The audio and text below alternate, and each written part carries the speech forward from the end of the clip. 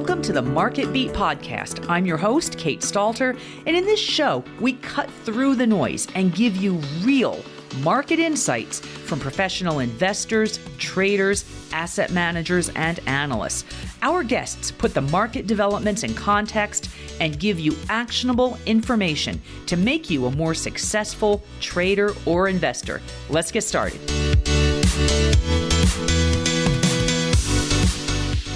One of the themes of 2022 as we watch earnings estimates, and now that we're a few weeks into earnings season, we're seeing some misses. Netflix being the most prominent, but HCA Healthcare, Verizon, and The Gap also disappointed recently. But keep this in mind.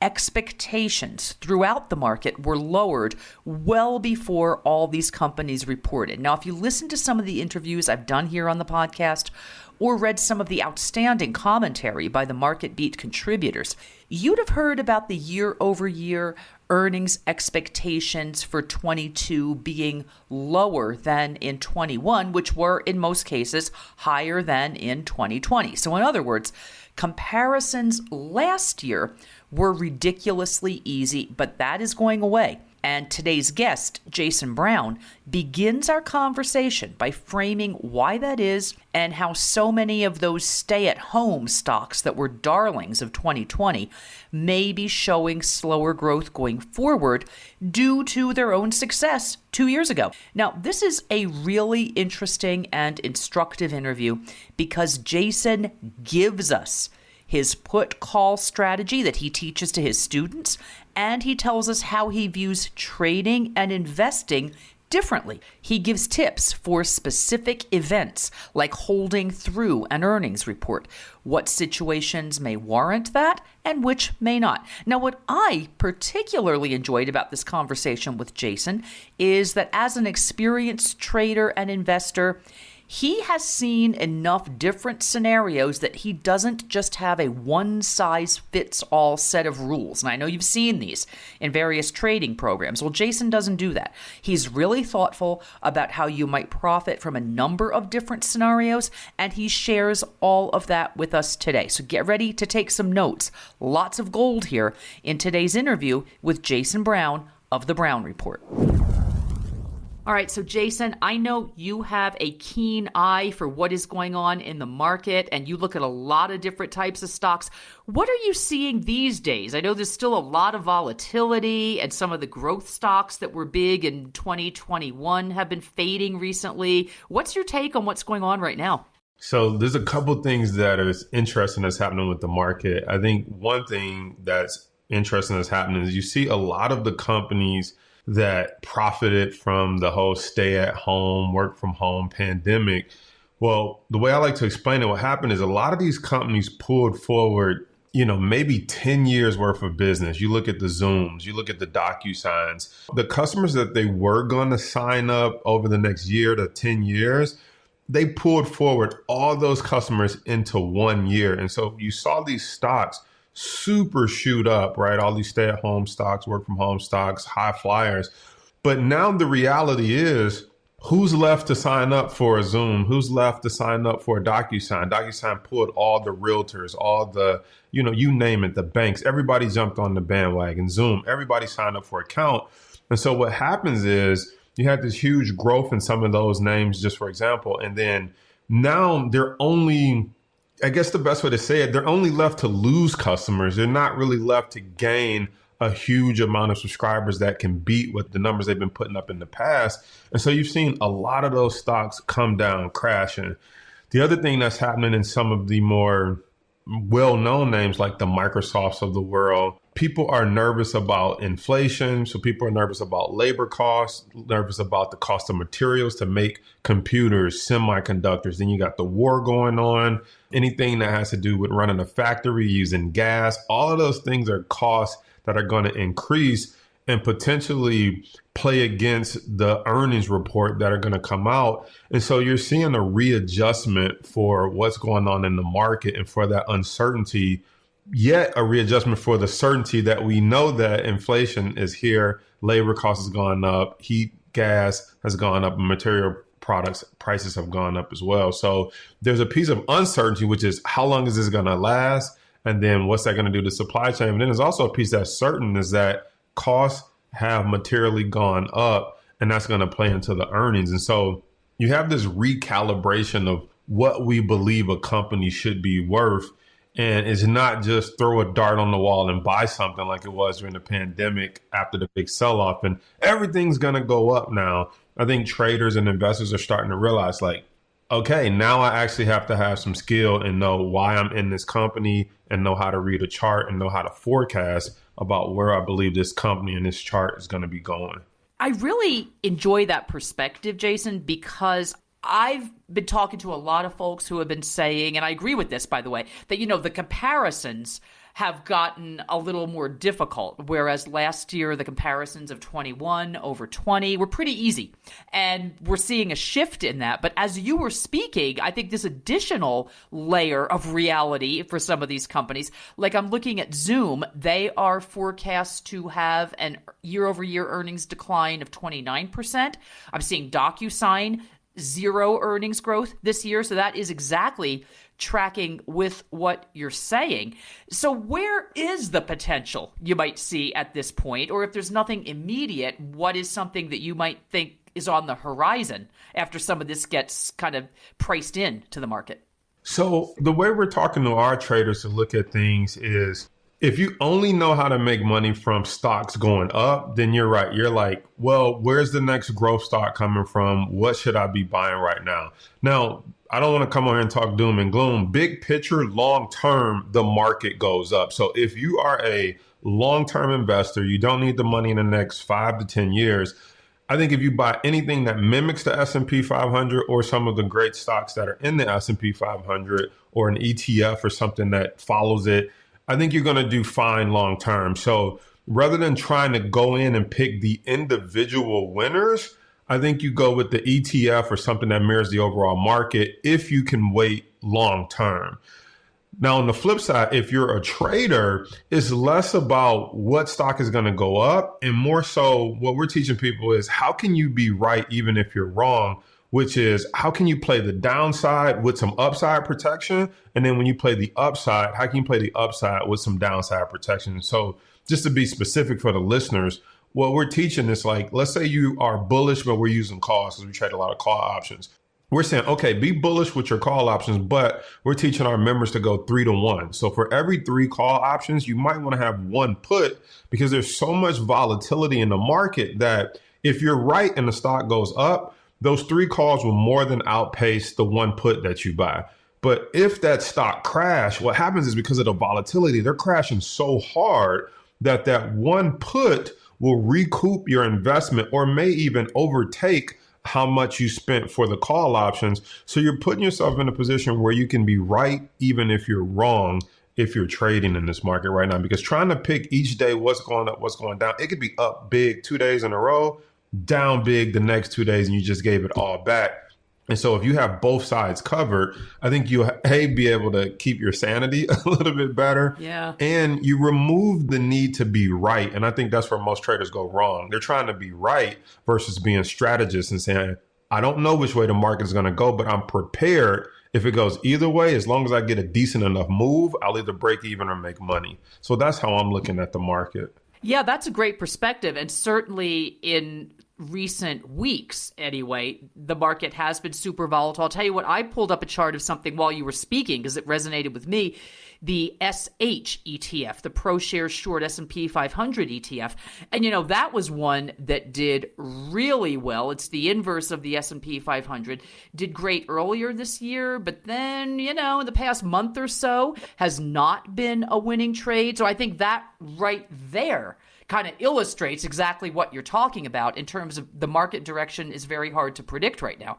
It's hard to predict. And if you're looking at specific stocks, one of the ones that was on our radar is like Microsoft. So I just pulled up the chart. You could see clearly around 280 is where Microsoft has very solid support. So that was one stock where like, okay, around 280, back the truck up, you can buy some. If you look at Apple, most people, if you were paying attention, if you put the 200-day moving average on it, Apple pulled back, hit the 200-day roughly February 24th, but then it hit it again. It broke it a little bit, But we always teach that support is an area, not a specific number. So it came back to that area again, March 15th. So again, good company is not going to go out of business. And so that was an opportunity for you to, as we say, back the trucks up and buy, quote unquote, a good company. And then we also think AMD is a good company, but semiconductors have been getting beat up. But if you look at the chart, you can see right around $102 area are good times to buy some good companies that might just be beaten down or just following this natural volatility up and volatility down. But there's specific points where you're like, this is where both traders and investors come in and put capital to work that you can feel good about. Yeah, and I'm sitting here drawing trend lines on these charts to show the support as you're talking about it, Jason. So what's interesting to me, do you incorporate fundamentals in your investing and trading as well as the technicals? So when I'm trading, I primarily am looking at the technicals. If I'm investing, I'm looking at the fundamentals combined with the technicals, because I always say there's still a bad time to buy a good stock or a bad time to buy a good company. But if I'm purely trading, I'm just looking to catch momentum. But I like to trade stocks I'm familiar with. So I'm somewhat familiar with their fundamentals as well. I'm not just in the dark. Right. Not just looking at the chart and taking like a quick profits from just looking at the chart in that case. Well, the problem you can run into is if you're just looking at the chart, but you're not familiar with the company, then you're not familiar that they're in the middle of a lawsuit and they're going to announce the results from that lawsuit tomorrow, right? And you wake up and you're like, why is the stock down 20 points?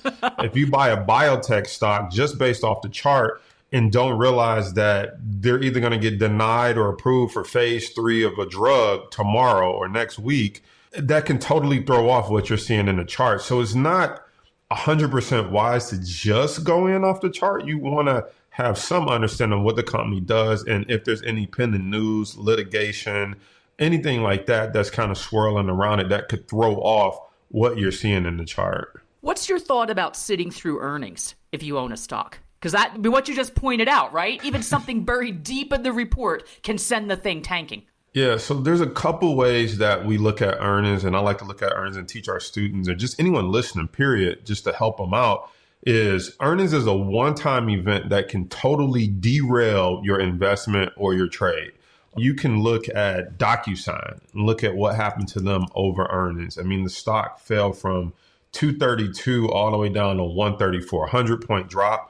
You could look at Facebook more recently, who released earnings and said, user growth slowed. They fell from 326, as I'm looking at the chart, down to 344. So, huge 80-point drop. Yep. And so the way I look at earnings, whether you're investing or trading, well, first of all, if you're trading, we don't hold over earnings because that one-time event can derail the pattern that we see.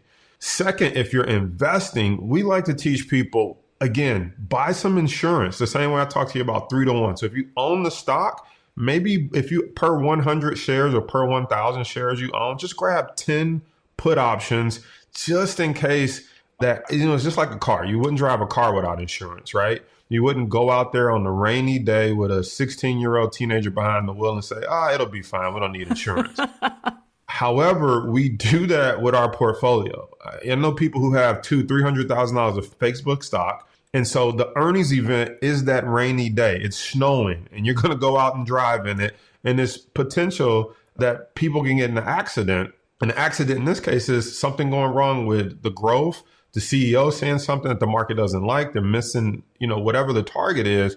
Had you had that insurance in place, it could have replaced your portfolio just like it could replace your car, if not made you more money from the stock falling. So my thoughts on earnings is go into it with some insurance. Now, a lot of people think if I buy the insurance and don't use it, I wasted my money.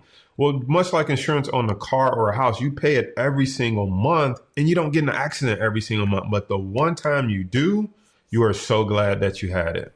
That is a great tip, and I hope the listeners really take that in because that's just tremendous advice, and it's pretty easy to implement, isn't it? It's pretty easy to implement, and it's pretty cheap to implement. If you got $100,000 in Facebook, what's it worth to spend $5,000-$6,000 on some insurance? Yeah, if it doesn't blow up on that earnings point, you spent $5,000. But on the flip side, if it continues going higher, you should more than recoup that $5,000 back. But when you have $5,000 in put options and the stock falls 100 points, that's a good payday that'll recoup your portfolio when you have that type of insurance in place. That's a really good tip, Jason. Thank you for that. Not sure what stocks to buy and which to sell? Well, no worries. MarketBeat has you covered. Get the latest buy and sell ratings from Wall Street's top performing, most accurate, and most respected research analysts. That's just one part of what you will receive as a MarketBeat All Access subscriber. You'll also get MarketBeat's new trending stock lists, which monitor social media chatter in real time to help you identify the next GameStop or AMC before you hear about it on the news. MarketBeat All Access also features real-time news, market events, and performance data for your stocks with the MarketBeat portfolio monitoring tool. And you can take a completely risk-free trial for just $1 if you head over to the link we will put in the show notes. You'll get best-in-class stock research tools, performance ratings for Wall Street analysts, real-time news feed, executive support team access, all of this ad-free for just $1 for the first month. Sign up today. The link is in the show notes. Let me ask you this. We've kind of talked a little bit today about your approach when trading and your approach when investing. Let's delve into that a little bit because I am curious about how you view the differentiation between the two. So the biggest difference is when you're investing, I look at investing as more of a long-term thing because, again, the market, history has shown the market goes up over time. So you'll hear people say, don't try to beat the market. Don't try to time the market. Just put your money in the mutual fund and everything will be okay. And to a certain degree, that's true. If you just mirror the S&P 500, no matter if it's the pandemic, no matter if it's the real estate crash, 9/11, a plane flying into a building, you look back over the Great Depression, we've always come out of it and gone higher long term. So if you got 10, 20, 40 years, long term, that's investing. You want to put your money in something that you don't necessarily have to think about. But every 5 years, come back, make sure it's in the right portfolio and make sure it's mirroring the right index in case you need to switch it. But only every about 5 years would you want to reevaluate that. So that's how I look at investing. It's kind of the tortoise, right? It's slow and long term.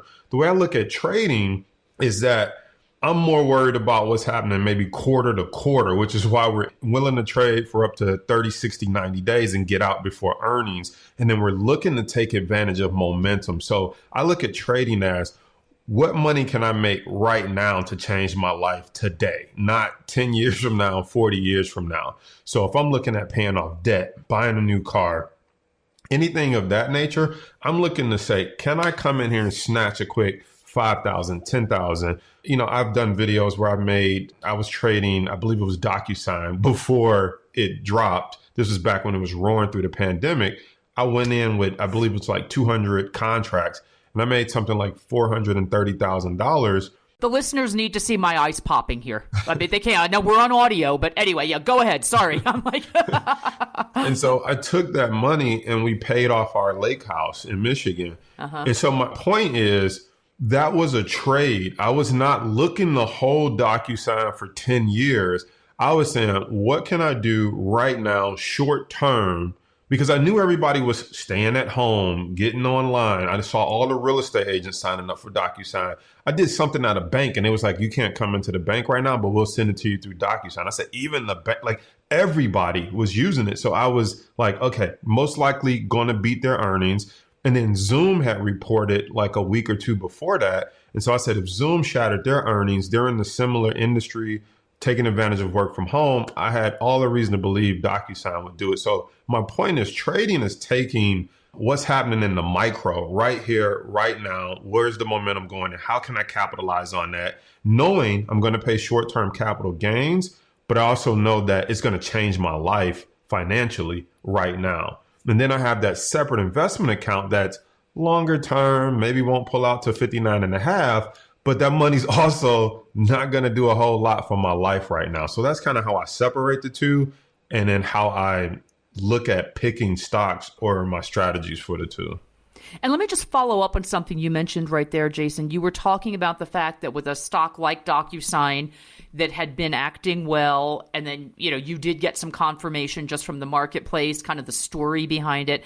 And you chose to hold through earnings in that case because you did just believe in the continued momentum at that point? Yeah. So in those events, I try to look for stocks that the market may not have gotten wind to what's going to happen after earnings is released. And so in that case, it didn't run up pre-earnings, which meant it had room to pop. Sometimes the market catches winds like we believe it's going to beat. So it starts to run up before earnings. Then when earnings come off, it sells off and everybody's surprised, like, but they had good earnings. Well, the market anticipated that. So everybody was buying it up going into earnings. So you probably should have closed it out and took your profit. In this case, it did not have a pre-earnings run up. And so I was willing to hold it over earnings because I believed we would get that pop, and we did. So I know I said we typically don't hold a trade over earnings, but when you kind of mix that fundamental research with the story and what you believe might happen, sometimes you will be willing to take a calculated risk. Because in my head, I knew that the worst case that would happen is that stock would stay the same. I didn't believe that they would miss earnings. I knew they would either meet or beat and the stock would stay the same. I didn't see the stock selling off. So I was willing to take that risk. Okay, that makes sense. How do you feel about diversification? I mean, are you concerned at all about overloading maybe on the same sector or the same industry? What's your thoughts on that? So that's where I split it again. If I'm investing, I want to diversify. The S&P 500 is going to have consumer staples. It's going to have tech. It's going to have energy, oil. So you're already diversified by buying something that mirrors the S&P 500 or by buying an ETF even, instead of trying to pick the best stock, tech stock. If you buy the XLK, you got Apple, Facebook, Google, you got a piece of them all. So I like to diversify from that standpoint. But I also think a lot of people don't think about diversification from a strategy standpoint. So I like to diversify the strategy. Like I said, if I got 3 calls, I got 1 put. So I'm diversified in the sense that if it doesn't go up and it comes down, I'll still either break even or make money. I like to be diversified by doing a spread.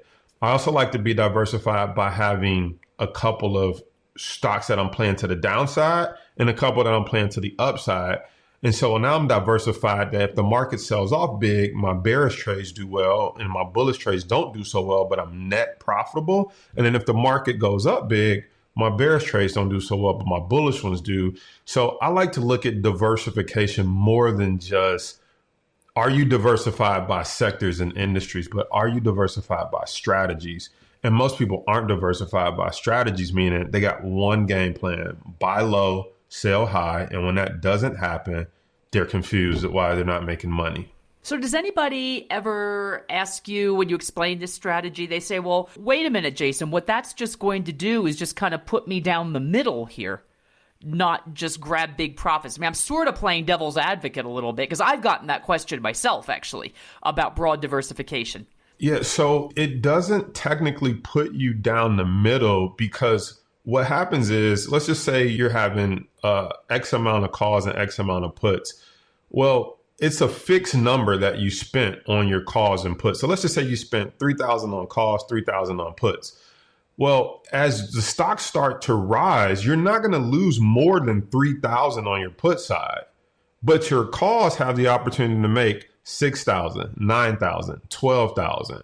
So sure, if your calls only rise by 3,000, it's a wash. But remember, long term, the market either goes higher, or when it's volatile like this, it sells off big. So when it sells off big, you could lose maybe 3,000 max on your calls, but your puts might make $10,000. And so you're net profitable by $7,000. Now you will break even if the market doesn't move at all. So let's just say, you know, for the next 2 weeks, the market just stays flat and the stocks that you are trading stay flat. Yes, you will not only just maybe break even, but you'll lose some money because there's time premium in those options. But you have to remember that you won't be profitable on every trade. The goal is to be wrong small and right big and right more often. So when you're right big and right more often, that will offset the 1 or 2 times the market doesn't move at all and you lost some time premium. As long as you don't blow up your account and you live to trade another day, more often than not, it's moving up or it's moving down big, not technically sideways. And it does seem a lot of your approach is you do have capital preservation baked in there, which I think a lot of traders overlook. Absolutely. Because I always tell people, don't focus on how much money you can make. Let's talk about how much you can lose. And that's what you need to build your strategy around. Because if you're in this long enough, you'll be right. And even if you're only right by $1,000, if you're right by $1,000 10 times, that's $10,000, right? So when you start playing the long game and the law of averages, the law of large numbers, it works out in your favor. I like to tell people, if you do a trade and you're kind of neutral on the trade, you have calls, you have puts, and you only make $1,000, I always say there's no one trade that's going to make you rich, but there is one trade that will blow up your entire account. Yeah. And so would you rather slowly make 1,000 or two consistently, or would you rather go all in one trade or one investment with your whole 10,000? And when you're wrong, it wipes out the entire account. But when you're wrong my way, you might go from 10,000 down to 9,000. You might lose 1,000. You might lose 500, 700, but you're not going to lose the entire amount because one side will offset the other side depending on, how you're making these strategic moves. Right. And most traders and investors can absorb $1,000 loss and live to trade another day. Absolutely. But most people can't absorb a $10,000 loss. I ask people, how did you get this $10,000 in here? I worked, I saved from my job. Well, how long did it take you to save it? 3 years. Okay. So if you blow this 10 grand, it's going to take you 3 years to get another 10 grand in. And I don't think traders focus on their account like that. They only think about how much they can make, not if I lose this, what's the cost of replacing that capital? The cost is 3 more years of work before you can get $10,000 in. And so that's a big problem. And so if you think about wealth preservation versus how much you can make, you'll start to realize, like, as long as I stay in the game, I'll be right long term, even short term for the most part. Yeah, I hope the audience has been paying attention here because there have been value bombs right and left in this interview, folks. And I think go back and give it another listen because Jason's given us some gold here. Hey, I'm cognizant of the time, Jason. Really appreciate you. How can the listeners find you, get a hold of you if they're interested in what you're doing and they want to get in touch? Absolutely. The best way is to visit the website, which is thebrownreport.com. On Instagram, The Brown Report as well. So on all social media, The Brown Report, or just head to thebrownreport.com. Okay, and I enjoy your YouTube channel. I want to put a personal plug in for that, and that's also The Brown Report on YouTube, isn't it? Absolutely. The Brown Report on YouTube as well. Great. Hey, Jason, thank you so much. Really appreciate you joining the show today. Kate, I appreciate you having me. Thanks again for listening to the MarketBeat podcast. Do not forget to subscribe on Apple Podcasts, Spotify, Stitcher, Google, anywhere else you get your podcasts. And you will also find us on MarketBeat.com. If you enjoy the content here, please give us a 5-star review so others can also find all the great interviews and market insights that we bring to you each week. Also, did you know that MarketBeat has a YouTube channel? We sure do. The podcasts are there, as well as tips for getting the most out of MarketBeat and becoming, as always, a better investor or trader.